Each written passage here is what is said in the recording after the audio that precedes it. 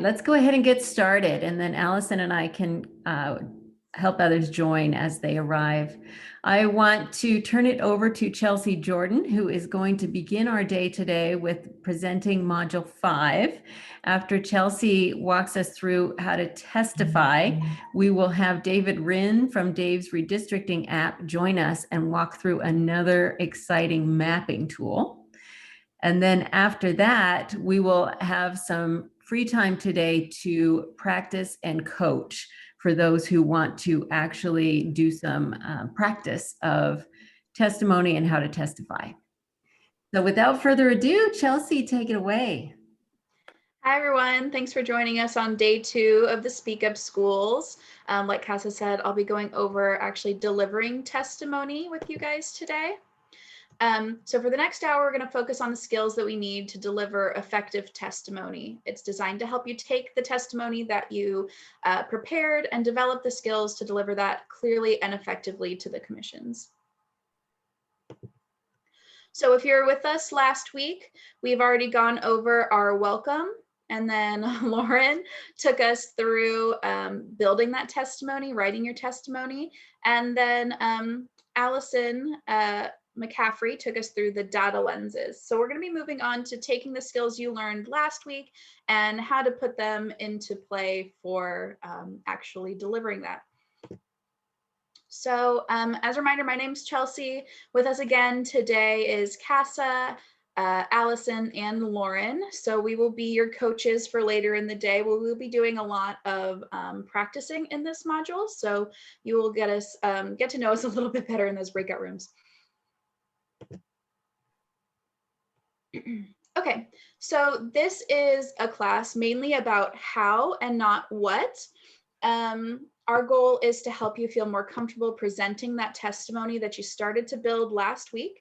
And we're going to walk through the qualities that make a good presentation. So we're going to try and move fairly quickly. Like Hessa said, we're going to try and respect your time. We also have another module after me going over Dave's Redistricting app, which will be really interesting. So we will try and get in as much practice as we can, but also try and go as fast as we can. So over the next hour, we're going to review examples of powerful testimony. We're going to learn the do's and don'ts of effective testifying. And then you're going to practice in pairs in small groups. And the next thing that we'll do is you'll try to learn to identify and apply the best practices for both yourself and others. Okay, so first off, we're just going to get a quick picture of how people feel about giving testimony already. So first of all, how do you feel about public speaking? Would you rather jump out of a plane into an alligator pit? Have you done it a few times but would like to get those butterflies in your stomach under control? Have you had some experience and kind of enjoy it? You're comfortable but need to fine tune? Or do you have considerable experience, love it, and willing to share your experience? So let's take a few minutes, well, not minutes, 30 seconds or so to fill out this poll, just so we can get an idea of where people are at and what we need to get into as we get into those practice sessions.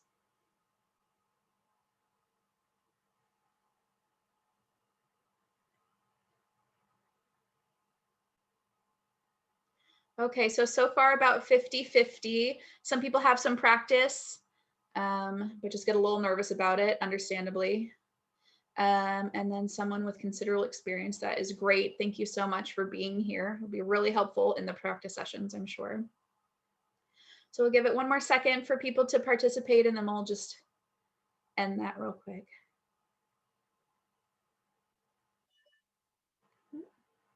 Looks like we've got more people coming in, so I'll give them a second. This is probably a good moment to pause before we get into it, letting these people in. We'll take care of it, Chelsea. No worries. Okay. All right, so it seems about half and half. It doesn't look like we have anyone who hates public speaking, which makes sense because you probably wouldn't be here if that were the case. So very grateful to see that people have experience. That'll make it so much easier to go through all this and hopefully get you that much more comfortable to get in front of a commission.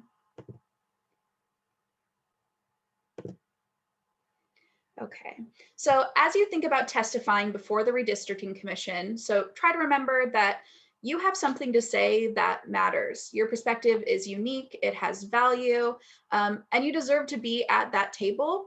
The commissioners have invited everyone in the community to speak. So that is what they're expecting.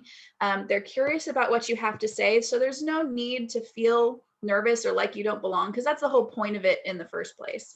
So we are here today as your coaches. We're going to be giving feedback with the intention of helping you succeed. And today's just a beginning. The idea of this training is hopefully you'll take the materials that we're providing and continue to develop those skills. So let's briefly review a few of the logistics related to testifying.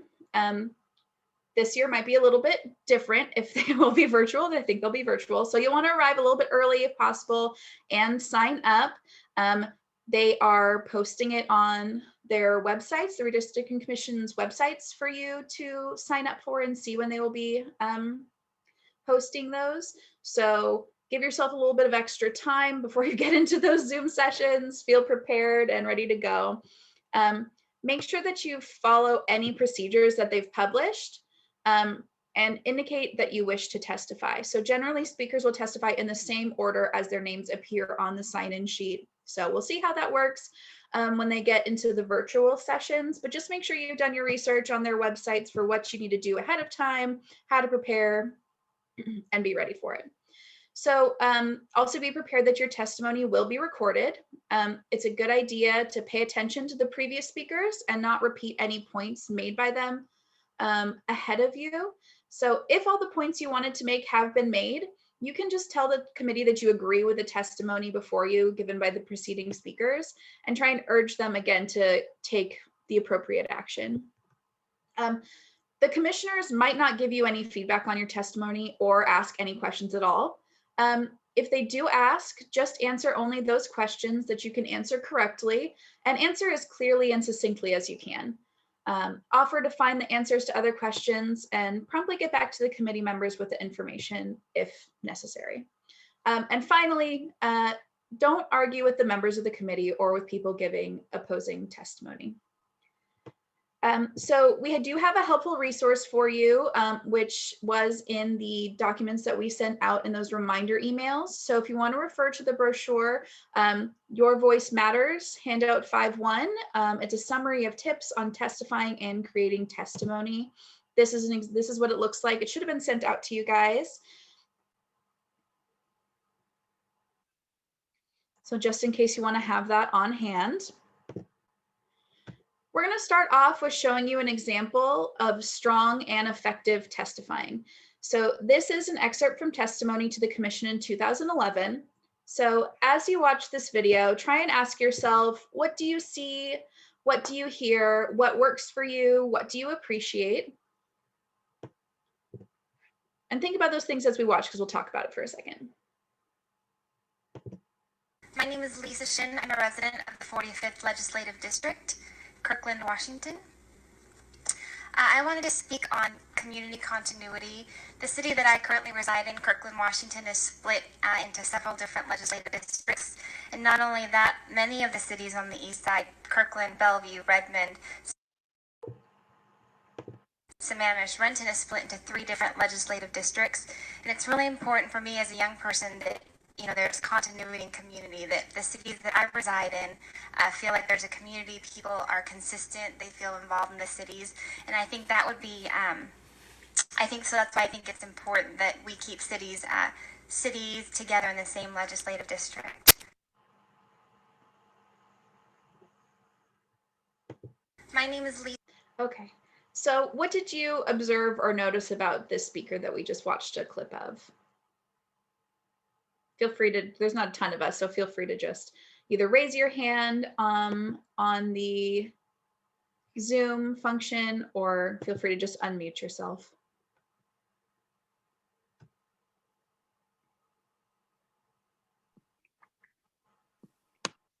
Any observations?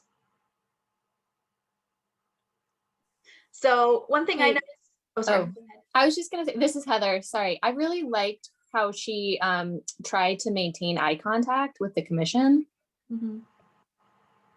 Yeah, that is a great perspective. You could, I mean, I would be very nervous in front of a redistricting commission. So just reminding yourself what we talked about before, that you belong there, you're there for a reason. They've asked people to be there. Having that confidence and keeping eye contact with the commission will be really helpful in getting them to hear what you're saying. You know, try and approach it more like not a conversation, but that there are people in front of you that you're talking to. So eye contact will be really important. You know, she was really clear up front in her prepared notes. She gave her name, she gave where she's from, she stated why she was there. And from the top, she said it's really important, what was really important to her. And Melissa's added in chat that she was specific and brought data. And Anne shared that, she identified herself and said what she wanted to testify to, which is a nice way to prime the audience. Yeah, perfect. Thank you, Melissa. Any other comments before we move on? This is Anne, and I was disappointed at the end where she said we should keep the cities together, although I understand the sentiment because of the population requirement. I'm not sure that's a realistic goal. And I don't know exactly how she could have said that in a way that got to what she was trying to say. Don't split us all up. But anyway, other than that, I thought her testimony was wonderfully stated. Yeah. Okay, great. Thank you. My name is Lisa. Okay. So the next thing that we have is our public speaking rubric, which should have been passed out with you guys, for you guys. Did you guys all get that in your documents? So this will show us a description of the elements of effective public speaking. So a good public speaker will appear relaxed and self-confident, even if you don't feel that way inside. Fake it till you make it. But you're at least able to project a sense of calm confidence. And so we'll give you some tips on how to make this happen. The other thing is displaying energy. Public speaking and testifying is different than a one-on-one conversation. So it is sometimes helpful to focus outside yourself and direct your energy intentionally towards the commissioners, kind of like the eye contact you were talking about, Heather. And then engage the listener. So it really is up to you to pull the commissioners into what you have to say, make it engaging. Build trust. Connect with the listener. Beyond just engaging, you want to build trust. And this can be done by being well prepared and by being authentically yourself. So like Melissa was saying, she came with data, she came prepared. Try to be well paced. You have a short amount of time, so you want to move through your comments at a pace that's both clear and varied. So you're not droning on, you're not talking too fast, which is something I need to work on. And then finish on time. It's very important that you respect the time limitations set by the commission. Depending on how many people are there, they could have a lot of people to go through. So let's look at each of these areas in more detail. This would be a great time to pull up that resource, the public speaking rubric, if you want to review it as we talk about it. This is what it looks like if you're trying to find it in that email, or if you printed it out. Okay, so how do you appear relaxed and confident? So first of all, you want to try and pay attention to your breath and your posture. You want to breathe, you want to relax. So while you're waiting, getting prepared to start, try and take slow, deep breaths, calm your nervous system. And then once you're feeling relaxed, try and focus your attention on the meeting rather than what you're planning to say. So don't get in your head, don't psych yourself out. You've already practiced, so you're ready, you're prepared, you're there to do what you have to do. If you are nervous when you get up to speak, you don't have to start right away. You know, take a look at your notes, take a few breaths before beginning, sit up straight. Your posture affects the quality of your voice. So lift up through the center of your body, kind of like a string is pulling at the top of your head. Maybe some people have taken etiquette classes in the past, things like that, dancers. Get that posture to help your voice. So that'll help you make room for your lungs to breathe. So let's try it real quick. Place your hands on either side of your chest and take a deep breath. Do you feel your hands move away from your body? Yeah, give yourself some lung space, calm that nervous system down, and get ready to speak. So the other thing you can do, if this were in person, take the time to adjust the microphone to your height. In the virtual aspect, make sure your volume's up, make sure you're unmuted, got to get all those tech details down before you get going. Make sure your video is on, things like that. So you can smile too. It might make all the difference. You're there for a reason, but like we said, they're people, you want to be engaging. So treating them like a person, getting that smile on your face is going to help them listen to you a little bit better. And then finally, take the time to think about what you're going to wear when you testify. How you dress does say something about who you are and your respect for the process.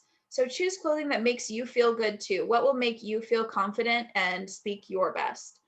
And then that'll also let the commissioners know that you're serious about your comments. You're not there as a joke. You're there for a reason, you've prepared, and you're going to tell them something important. So if the meeting is virtual and online, which it likely will be, take the time also to think about your background and lighting. A simple, clean background is often best. Zoom does have virtual backgrounds. Maybe don't pick something silly. You want the focus to be on you and your comments, no distractions, so not what's behind you. So pay particular attention to the lighting on your face too. You want to be able to be seen. So create an environment where you feel as comfortable as possible. So then again, how do you engage and build trust? Make eye contact. Talked about that before. As you speak, make sure to look up from your notes as often as possible and make eye contact with the audience, which is the commission. Eye contact builds trust between you and the listener. You don't need to look directly in their eyes, but looking at their face helps just as much too. And then a note about gestures. It's fine to use hand gestures if they feel natural to you, as long as they're not too distracting. I am definitely a fidgety talker. So some people think that it's more comfortable for your audience when they can see your hands on the table. This is going to be virtual, so do what you need to do at your desk, at your table, not on your bed, hopefully. So since you will likely be presenting virtually, make sure that you're looking into the camera on your screen, not at the faces that you'll see. From the viewer's perspective, you're only looking at them when you look at the camera. Position your notes so that you can look up as frequently as possible.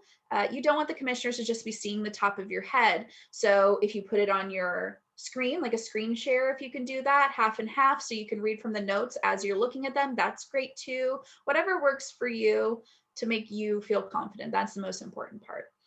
And then the other thing is positioning your screen so that your face is in the center. You don't want to have half your forehead off. You don't want to be down in the corner. So position yourself, you're front and center, you're what they're looking at, and you have their attention. And so the other thing is try not to touch the screen when you're testifying.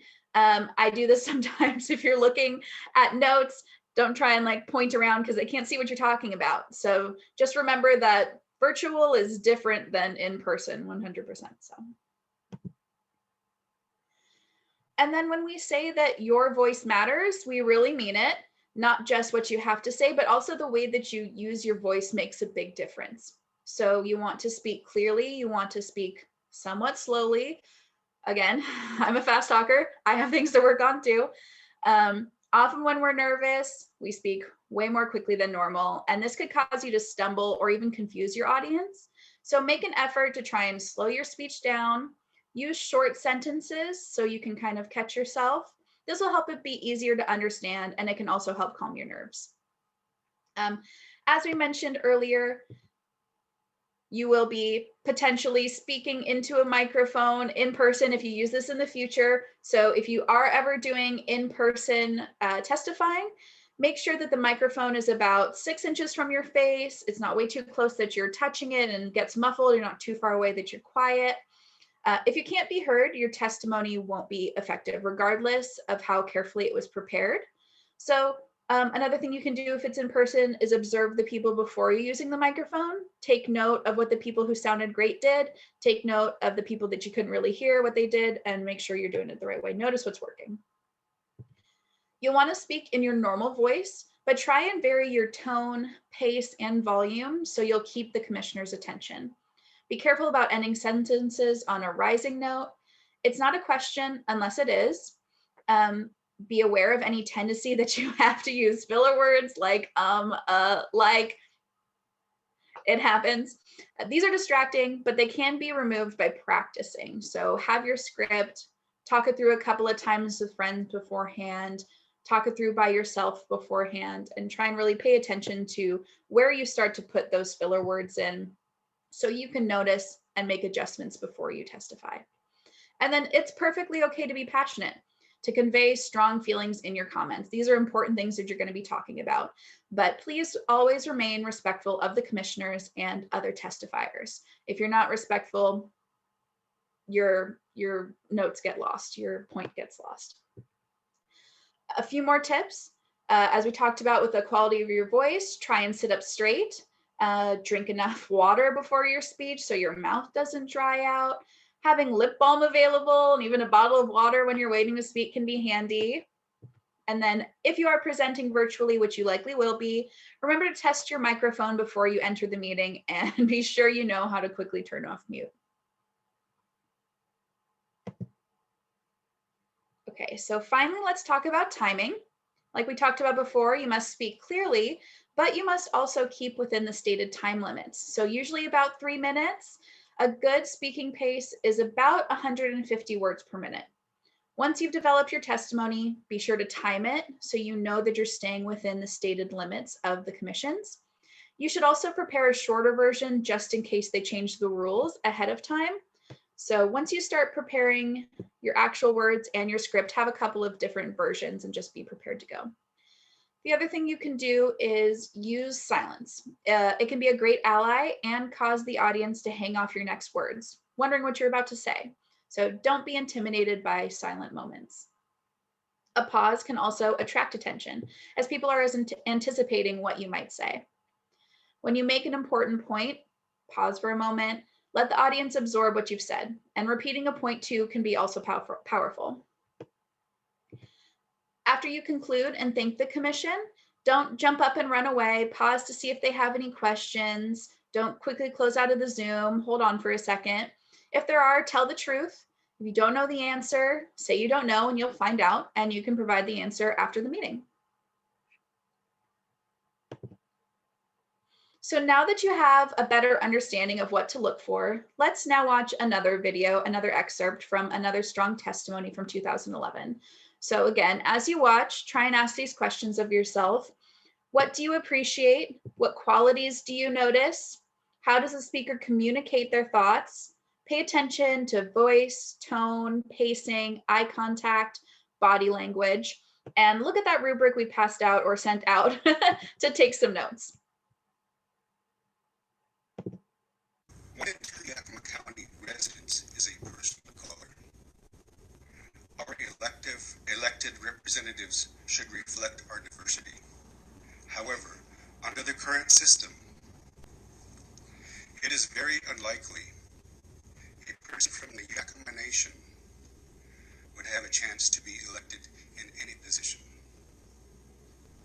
That's reflective in the fact that city government, county government, state government, the legislature, even in Congress, is not reflective of what we would like to see.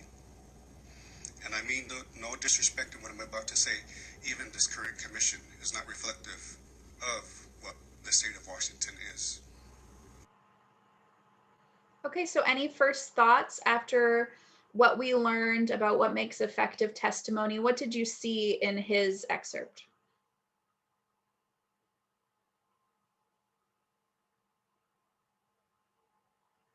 Feel free to just unmute yourself. We don't have a ton of us right here, so that's okay. Or raise your hand and participants. If that's I like how he pointed out that the current commission was the same way, but he said, but with all due respect. I think that was really like respectful, but still, this is what's going on.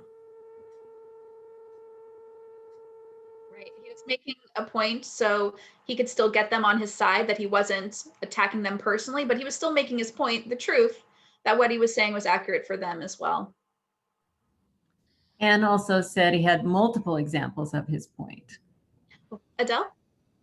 I just missed the eye contact. The looking back and forth was distracting. Mm-hmm. Yeah. But you know, if you're nervous, as long as you get those eyes up every once in a while, hopefully they'll still stay connected. But yeah, that's true.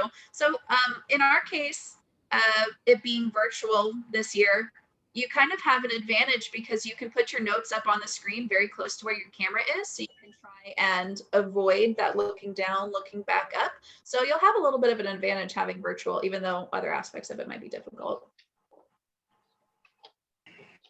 And any other things that you noticed that he did well according to our rubric? I thought he used pace really well. I thought he took the time to pause and use the way he was talking to make his points when he was reiterating certain things and taking a moment to let what he was saying sink in for the commission. Any others before we move on? Okay. Thank you for your feedback. Okay, so we are going to take a little bit of time now that we've watched these examples. We've walked ourselves through what's some of the do's and the don'ts. We're going to work in pairs. So some of you may have prepared some testimony from when we worked last week, but the other thing we can do is talk to each other about your name, introduce yourself, your name and where you live. Tell your partner whether you've testified before, where and when, and then you have a choice. You can either state in a few sentences why redistricting is important to you, taken from your work in Module 4, or you can just tell a little bit about your story, about your name and its history. These are questions that are kind of easy to answer and don't really require preparation, so whatever you feel comfortable with. You're going to have 2 minutes to speak and then 2 minutes to receive feedback. And then we'll prompt you when it's time to switch speakers. So go alphabetically by first name if that works for you, or figure it out amongst yourselves. So first of all, speaker 1 will talk, speaker 2 will listen. Use the rubric that we gave out to take notes. The listener will then provide feedback to the speaker. Please be constructive and positive. You'll each have time to talk and time to give feedback. And then you'll switch, speaker 2 will talk, speaker 1 will listen.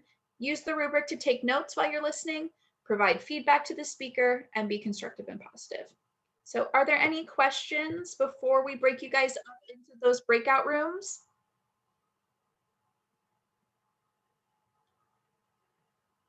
Okay.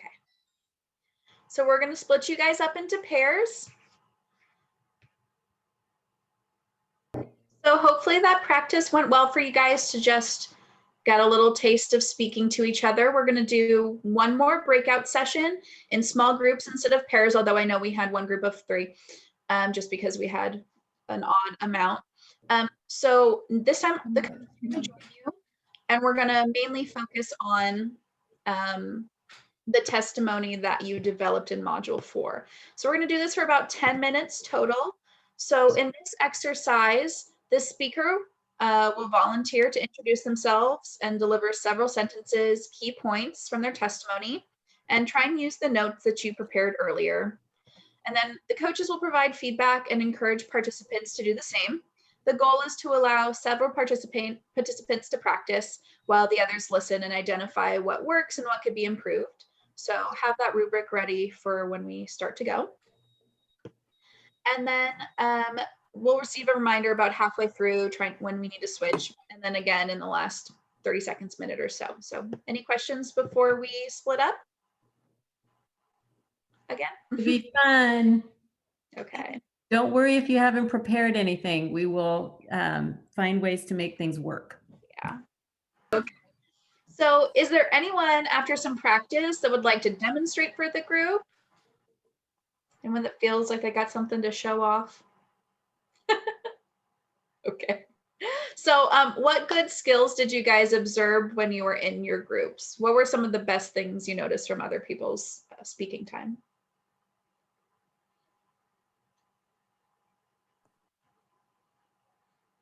Any public speaking superstars you want to shout out in your groups? I'll go. This is Heather. I want to shout out Megan. Her pacing was excellent. Her tone overall was very confident. She spoke from personal experience and gave really compelling examples. And yeah, she just really knew her stuff. So it was very persuasive. Awesome. Great. Thank you for being with us, Megan.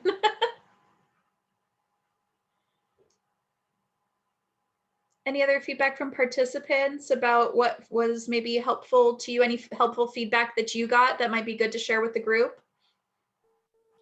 I'll go. Actually, I think it's really important, and we had a proof of this in our group, that you can't let yourself get distracted. Because if you lose your train of thought, you've only got however long to speak, and you're gonna like that. So you need to have a script or have something that you can look at. Very true. Really great point. You know, the time frames are so short, you really have to be on it. That's why practicing is so important. Being prepared is so important. Thank you for sharing that with us, Cheryl. Anything else before we move on that anyone feels like they want to call out? Someone that did great or good feedback you got? I'll definitely shout out the 3 participants in my room. Such enthusiasm and commitment. Thank you all. Love it. Yeah, thank you guys all for being here. Okay, so now that we've gone over some public speaking tips, we've had a couple of practice sessions, want to get an idea about how you guys feel now. So let's revisit what we started at the beginning of this session. How do you feel about public speaking? Do you still want to jump out of a plane into an alligator pit? Do you feel like your butterflies are settling down after some practice? Even more comfortable, or still love it and ready to go?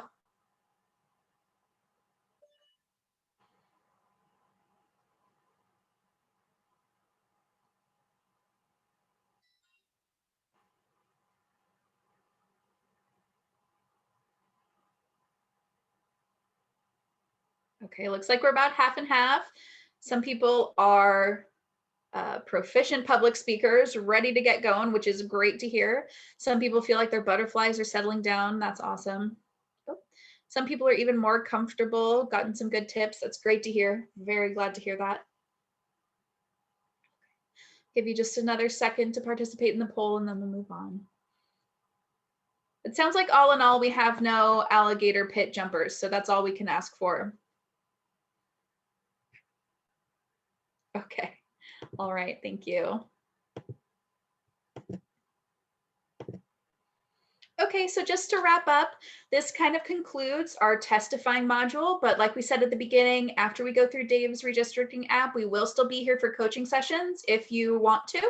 So don't feel like we're throwing you out to the wolves just yet. So we hope this has been helpful. So anything that anyone would like to share with the group? What did you learn? What do you plan to work on?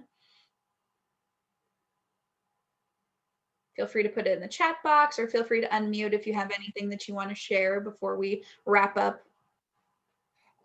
I thought Megan in the first session did a really good thing that I mentioned in our second session. We were having problems looking at the camera.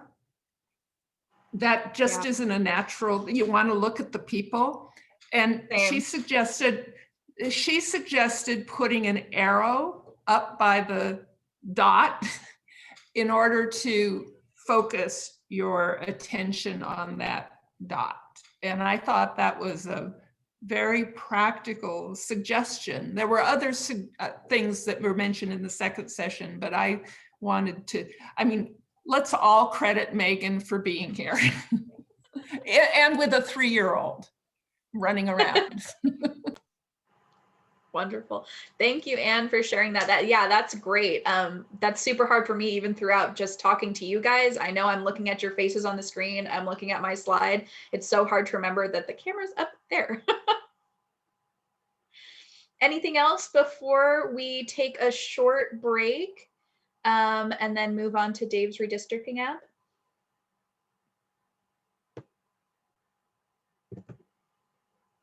Okay. So we do encourage you guys to refer to those handouts. I think the rubric will be really helpful. I know it helps me. So just make sure you practice your testimony. And remember that speaking in front of a commission is going to be unfamiliar to most of us and stressful to most of us. Some of you guys are already superstars, so no problem. But under pressure, you know, our brains spend valuable processing time keeping us calm, which means that there's less brain capacity for retrieving information and stringing words together in an intelligent way. So you might think you sound more mechanical with practice, but actually you probably sound more in command of your testimony. So we encourage you to practice in front of your friends or family, practice and record yourself on the computer or phone so that you can review it with the rubric. It can be really weird to listen to your own voice, but there's no better way to learn how you sound to others. And then, like I said, we'll be having more coaching sessions at the end of this if you want to stick with us. So with practice, not only will you guys build skills to testify at redistricting hearings, you'll build skills to become a more effective speaker in any venue. And the more effective you become as speakers, the more positive influence you'll have in our democracy. So just remember that your voice truly does matter.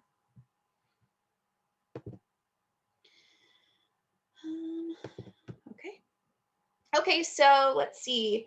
Why don't we take a 10-minute break and reconvene at 12:15 for Dave's redistricting app presentation. If that sounds great to you guys, feel free to turn off your video and mute, and we'll see you guys back at 12:15.